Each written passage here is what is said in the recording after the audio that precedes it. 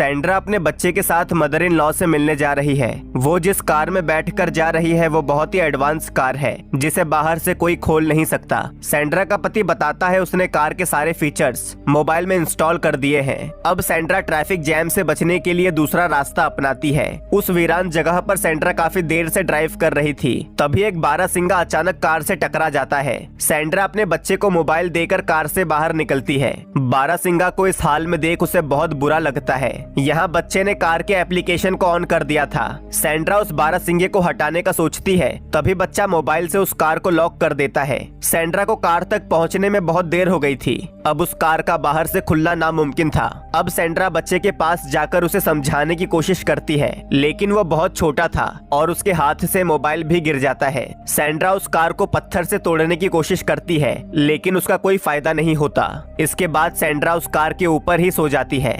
सुबह होते ही सैंड्रा सबसे पहले अपने बच्चे को देखती है। गर्मी से उसका बुरा हाल था, तभी धूप से बचाने के लिए सैंड्रा कार की रूफ पर अपनी टॉप रख देती है। अब सैंड्रा बच्चे को समझाती है कि उसे कुछ देर अकेले रहना होगा। ये सुनकर बच्चा रोने लगता है और माँ भारी मन के साथ ही वहाँ से चली जाती है। चारों तरफ फैला सूखा रेगिस्तान और कड़ाके की धूप ने सैंड्रा को बिल्कुल तोड़ दिया था। तभी सैंड्रा को पानी की आवाज आती है। वो दौड़कर उस दिशा में जाती है। पानी से थोड़ा फ्रेश होने के बाद वो अपनी खोज फिर से शुरू करती है। काफी देर की मेहनत के बाद आखिर उसकी मेहनत रंग लाती है। वो मदद की आस लेकर उस ओर जाती है, लेकिन वहाँ पर कोई नहीं रहता।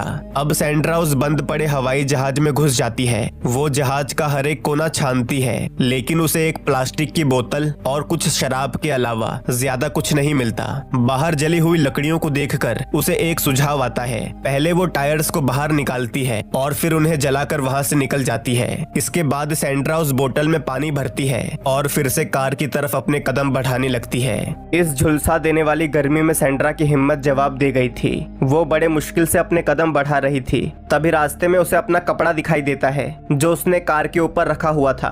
अब वो दौड़कर कार की तरफ जाती है। ज्यादा गर्मी की वजह से बच्चा बेहोश हो गया था। सैंड्रा को समझ नहीं आता कि वो क्या करे। फिर वो अपने साथ लाए पानी की बोतल को किसी तरह कार की छत पर गिरा देती है। बच्चे को सांस लेता देख माँ भी राहत की सांस लेती है। अब सैंड्रा सूखी हुई टहनियों को जमा करके जलाने लगती है ताकि धुएं से कार खुल जाए, लेकिन तभी उसे याद आता है कि उसके बेटे को तो अस्थमा है। वो जल्दी से आग को बुझाती है। सैंड्रा यहाँ बिल्कुल टूट गई थी। उसे समझ नहीं आ रहा था कि वो इस कार से अपने बच्चे को बाहर कैसे निकाले। वो वहीं पर थक कर लेट जाती है। जब सैंड्रा अपनी आंखें खोलती है, वो देखती है बच्चा कोई हलचल नहीं कर रहा। सैंड्रा समझती है कि उसने अपने बच्चे को खो दिया है। तभी वहाँ एक भेड़िया भी आ जाता है, लेकिन अब सैंड्रा को मौत का कोई डर नहीं। तभी बच्चा माँ को जिंदगी का एहसास दिलाता है। बच्चे को सांस लेता देख सैंड्रा खुशी से पागल हो जाती है। अब सैंड्रा के पास जिंदा रहने की वजह थी, इसीलिए भेड़िए से बचने के लिए सैंड्रा कार के नीचे चली जाती है। भेड़िया उस पर हमला करने की कोशिश करता है, लेकिन सैंड्रा खुद को बचा ही लेती है।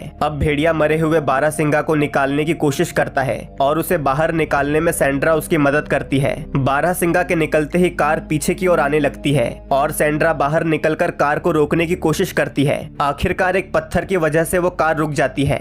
दूसरी तरफ भेड़िया भी अपना पेट भर रहा था, इसीलिए सैंड्रा भेड़िए की तरफ से डरना बंद कर देती है और उसे फिर से बच्चे की चिंता सताने लगती है। तभी सैंड्रा कुछ सोचते हुए ढलान की ओर जाती है और ढलान को देखकर उसे एक सुझाव आता है। अब सैंड्रा पत्थर को हटाने की कोशिश करती है और तभी उसकी नजर स्पैनर की तरफ जाती है। वो उसे लाने के लिए बढ़ती है। अपने शिकार के करीब आता देख भेड़िया उस पर भौंकता है, लेकिन सैंड्रा उसे भी डराकर भगाने में कामयाब हो जाती है। अब सैंड्रा स्पैनर उठाकर कार की तरफ बढ़ती है और स्पैनर की मदद से पत्थर को तोड़ देती है। इसके बाद सैंड्रा कार को ढलान की तरफ धक्का देना शुरू कर देती है। कार को ढलान तक ले जाने के लिए उसने अपनी पूरी ताकत लगा दी थी। अब सैंड्रा अपने बच्चे को एक नजर देखकर कार छोड़ देती है और इसी के साथ कार तेजी से नीचे गिरने लगता है, लेकिन एडवांस होने के कारण कार हवा में ही एडजस्ट होकर सीधे जमीन पर गिरता है। सैंड्रा जल्दी से कार की तरफ दौड़ती है और इन्हीं सब में उसे चोट भी लग जाती है, लेकिन सैंड्रा की ये तमाम कोशिशें आखिरकार रंग लाई। वो कार को खोलकर जल्दी से अपने बेटे को बाहर निकालती है, पर सैंड्रा का बिना कार की मदद से इस वीराने से बाहर निकलना लगभग नामुमकिन था। तभी कार का सिस्टम ऑटो स्टार्ट होने लगता है। सैंड्रा अपने बच्चे को बिठाकर कार को शुरू करने की कोशिश करती है और कार शुरू भी हो जाती है। फिर सैंड्रा उस बेहद रास्ते पर कार चलाना शुरू करती है, लेकिन मुश्किल अभी खत्म नहीं हुई थी। सैंड्रा के सामने अब सीधा खड़ा चढ़ान आ गया था।